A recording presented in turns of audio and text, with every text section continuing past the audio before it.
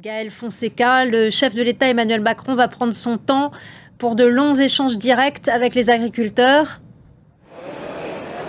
Oui, il a démarré du coup sa déambulation annuelle dans le salon de l'agriculture. Tout se passe dans le calme. Il n'a pas particulièrement été bousculé, arrêté, alpagué.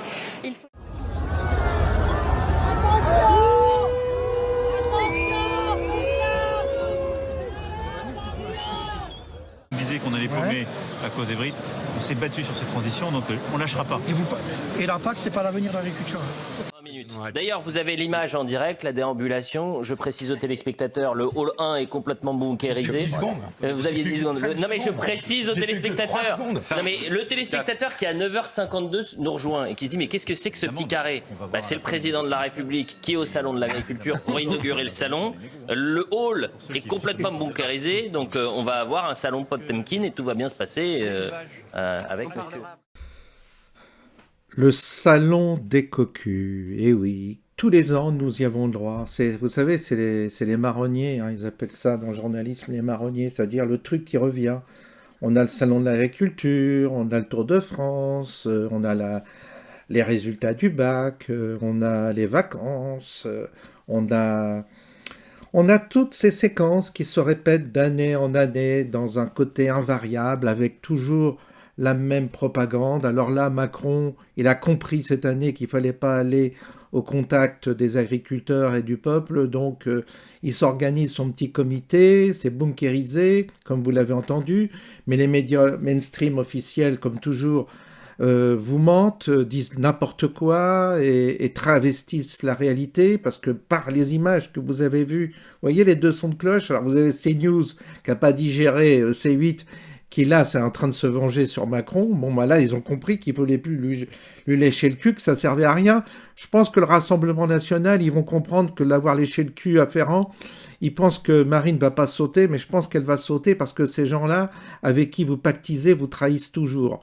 Donc, erreur stratégique, mais ça, on ne revient pas sur le sujet, ils verront bien.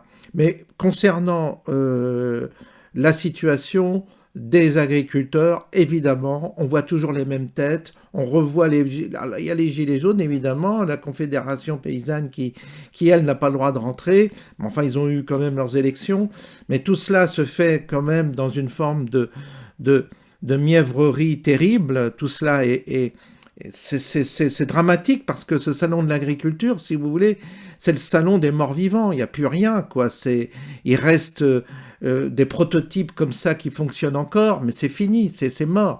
Et c'est pour ça qu'on va écouter De Villiers, le seul clairvoyant, le seul être doué encore d'intelligence, parce que j'en vois pas beaucoup dans le paysage politique, avoir ce talent d'exprimer ce qu'on comprend tous, en tous les cas tous ceux qui ont un peu d'intelligence perçoivent ces choses-là, il le rassemble dans un propos accessible et puis profond aussi, parce que vous verrez en conclusion de cette intervention qu'il fait sur CNews, il a un discours aussi spirituel, je dirais, ce qui est là impossible d'avoir chez les Philippot et Asselineau. Mais on l'a avec De Villiers, une forme de transcendance.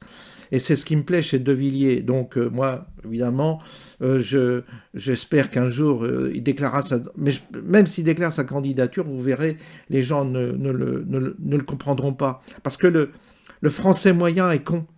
Et on a affaire à des bourrins maintenant. Il y a très peu de gens qui vont chercher l'information, qui réfléchissent, qui pensent par eux-mêmes. Ils sont tous bourrins, ils comprennent rien. Je me souviens qu'une fois le maire de mon village, l'ancien maire, était fils de petit agriculteur. Et je lui avais parlé de Villiers. Oh, il m'avait dit, ce gars-là, je ne sais plus, mais il m'avait dit, oui, c'est un je sais pas, c'est un Cubeni ou ce genre de choses, quoi. C'est-à-dire que le gars qui était défendu, se dire De Villiers, il n'y a pas meilleur défenseur que justement que ces petites exploitations, que ces gens de la ruralité qui comprend, eh bien, il est même rejeté par ces gens-là, eux-mêmes, dont il prend la défense. Je vous ai dit, vous bénéficiez d'une... vous bénéficiez d'une... cherche mon mot, et des fois on cherche nos mots, c'est pas évident quand on improvise. D'une ingratitude, voilà, ça revient. Vous bénéficiez d'une ingratitude vis-à-vis des gens que vous défendez, mais c'est inouï. Et c'est pour ça que des fois on a envie de lâcher l'affaire, parce qu'on dit, vous êtes dans votre merde, vous cherchez à les retirer de leur merde, les gens, mais ils comprennent pas. Ils aiment bien leur merde. Et ils aiment bien leur bourreau aussi. Parce que regarde, ils font des selfies. Là, on en a vu des petits jeunes, ils font leurs selfies avec Macron. Bon, je sais qu'ils ont été plus ou moins sélectionnés, tout ce que vous voulez. Mais quand même, jusqu'à quand les gens vont comprendre? Puis les agriculteurs, jusqu'à quand ils vont faire ce fameux salon de l'agriculture?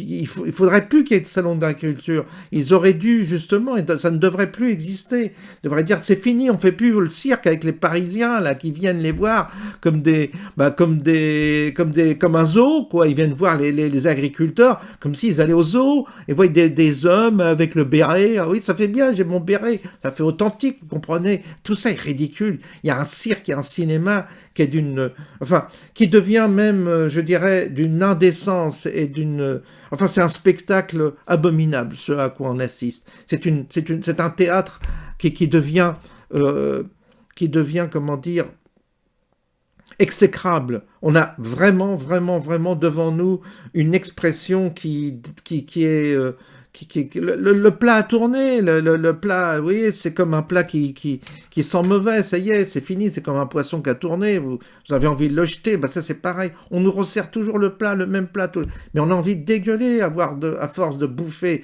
cette propagande de merde avec ce salon de l'agriculture, et on va en parler, ils ont 1 million de visiteurs, mais tous ceux qui viennent dans les salons d'agriculture sont des cons, vous faire chier, aller dans un truc là avec des... Mais c'est ridicule d'aller dans ces endroits-là, il y a plein de monde, c'est pourri, c'est comment dire... c'est pas intéressant, puis vous êtes en proximité les uns avec les autres comme ça, il n'y a rien de pire. Si tu veux la campagne, tu veux voir l'agriculture, tu viens dans mon coin, tu verras des vaches, tu verras la nature, tu verras les champs, et ça c'est vraiment c'est ça l'agriculture, mais c'est pas les salons de l'agriculture, mais c'est fait pour les bidochons. Enfin, bref, on écoute De Villiers. Ont le sens du timing. Ils ont voté au Sénat la loi d'orientation prévue initialement l'année dernière. Alors Philippe De Villiers, on promettait la préférence agricole française. Où en est-on de cette promesse et existe-t-il un avenir de la ruralité en France ? Vous savez, j'ai déjà utilisé une expression, je la reprends, elle me vient à l'esprit, balader le brochet dans les temps. En fait, personne ne veut dire la vérité. La classe politique dans son ensemble ne veut pas dire la vérité. La vérité, c'est qu'on a décidé de faire ce que Michel Houellebecq a appelé dans Sérotonine. C'était un visionnaire, Michel Houellebecq, il a tout vu. Il y a Soumission pour l'islamisation et pour l'agriculture, Sérotonine, le plus grand plan social de l'histoire de France. C'est ça qui est en train de se produire en ce moment.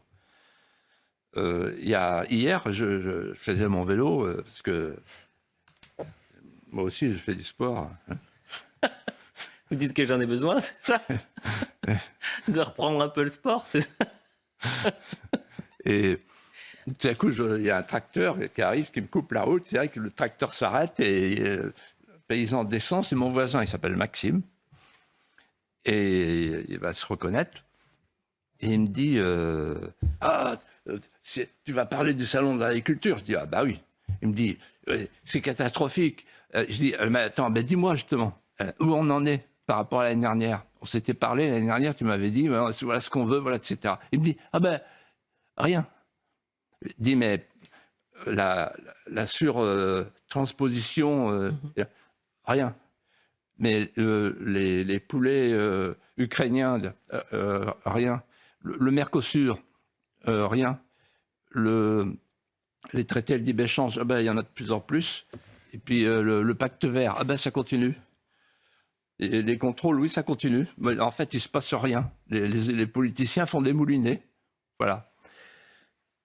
Et donc, en fait, les pauvres paysans qui sont au salon de l'agriculture, qui se battent pour que la petite lumière de la résistance demeure entre les paillets et les moutons, ils devraient poser la question suivante. Quel est l'avenir de nos campagnes? C'est ça la question. Parce qu'en fait, il y a 60 ans, moi je me souviens très bien avoir entendu Olivier Guichard, la Datar, etc., nous expliquer la modernisation de la France passera par un déséquilibre ville-campagne. Vous m'entendez? Donc il était assumé ce déséquilibre. L'exode rural était programmé, il n'était pas déploré, il était célébré. Voilà. Et donc la grande question de notre temps, c'est la question des ancrages. Déracinement déracine tout sauf le besoin d'enracinement. Or, il y a un besoin d'enracinement criant. Mon voisin, Samuel Gilbert, disait, en voyant passer un tricycle avec un touriste dessus, tu vois, mon petit gars, la terre, c'est quand on la travaille, la campagne, c'est quand on regarde travailler les autres. Et donc, il y a un mépris pour la campagne depuis 60 ans, avec cette idée que la métropolisation de la France agglutine des esprits conformes qui n'entendent que le bruit de fond de la rue insignifiante où court la rumeur gloutonne. Et celui qui a compris ça, c'est Mitterrand, qui m'avait dit un jour, le socialisme, c'est la ville. Parce que quand vous êtes dans des cages à lapins, vous votez à gauche, vous votez aigri. Et donc, en fait, on a dévitalisé les campagnes et maintenant, on s'apprête à les remplir avec l'immigration. Les élites mondialisées, elles ont voulu se débarrasser des campagnes. Elles ont fait un choix, écoutez-moi bien, c'est d'aller en fait chercher l'alimentation du peuple français sur le marché mondial, au prix le plus bas. Donc il n'y a plus du tout la notion politique qui devance la technique, je veux une agriculture, etc. Et mon voisin Maxime Joubillet m'a dit, te rends compte Philippe, qu'entre les Herbiers et La Roche-sur-Yon, il y a 27 exploitations qui mettent la clé sous la porte. Là, en quelques mois, 27 exploitations. Ça veut dire qu'on est en train de... C'est une hémorragie continue. Et ce que je voudrais dire, c'est que c'est terrible ce qu'on a fait. Nous avons, comme un enfant déchire une rose, nous avons déchiré les tissus vivants. En fait, nous n'avons pas compris qu'il y a une continuité vitale entre le paysan et la nature, que le paysan vibre de frémissements intérieurs, qu'il est le seul à ressentir, à percevoir. Et on n'a pas compris que tous les peuples qui sont morts, tous les peuples qui meurent, meurent parce qu'ils ont cessé de croire à la vie intérieure et ils ont cédé à la dénutrition de l'être intérieur. Ils ont cessé de croire au pacte immémorial, au pacte nuptial de l'homme et de la terre. De l'homme et de la terre. Alors, conclusion qui, à mon avis, est très importante, parce que là, on bascule dans une dimension, je dirais, presque religieuse, au sens noble du terme. C'est-à-dire qu'on bascule dans la conception du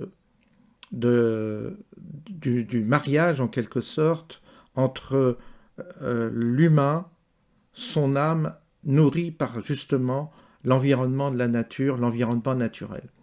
Il y a un lien évident entre la nature et la vie intérieure. J'en ai déjà parlé. Et il souligne, en quelque sorte, cette nourriture qui nous vient de la nature, cette nourriture de l'âme, et qui se traduit justement par justement ce travail du paysage, ce travail de la nature, ce travail qu'ont fait les paysans, qui malheureusement s'est dégradé par rapport évidemment à la productivité qui a amené des problèmes au niveau du traitement de la terre, et puis il y a eu aussi tous ces pesticides, tout ça qui ont été employés d'une manière abusive, et on est arrivé à une pauvreté justement du sol aujourd'hui qui est tout à fait évidente. Mais au-delà de ça, on a en plus, si vous voulez, là on rebascule dans un autre monde avec les farines des insectes qui va envahir tous les plats préparés de l'industrie alimentaire. Eh bien, on va avoir une nourriture qui va se dégrader. Certainement, des maladies vont souvent naître aussi de ce nouvel ingrédient. Dans les insectes, j'ai entendu dire qu'il y avait du cyanure à petite dose, mais que ça pouvait... à petite dose, hein, mais il y a des éléments qui sont nocifs pour la digestion de ces matières. Et on va à nouveau découvrir, comme beaucoup de choses, que ça va être encore un élément qui va fragiliser la santé de l'homme. Et c'est contre cela que justement Kennedy aux États-Unis travaille, c'est-à-dire de rétablir une santé alimentaire, et donc il fait la chasse à toute cette politique mondiale qui ne perd jamais de vue son objectif, qui est une forme d'eugénisme. Ça, il ne faut pas l'oublier. Bref, vous avez vu un peu, c'était un sujet évidemment qu'il fallait aborder puisque c'est l'actualité, mais à nouveau, nous ne sommes pas dupes, nous savons que nous avons encore du chemin à faire avant de réveiller toutes ces consciences qui pour l'instant dorment dans leur grande majorité. Je vous souhaite une bonne journée, je vous dis à bientôt.